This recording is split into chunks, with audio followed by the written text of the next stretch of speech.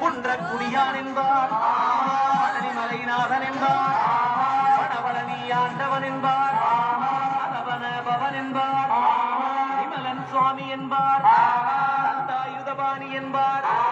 கலியுக வரதன் என்பார், வடிவேலன் என்பார்,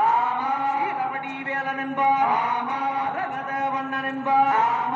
ஞானப்பலம் கேட்டவனா, நம்பினோரை நாடுபவனா, அலங்காரம் கொண்டவனா, ஆண்டியாய் நின்றானா, ஆனால் செல்வத்தை எல்லாம் கொடுப்பானா, அப்படிப்பட்ட முருகனவே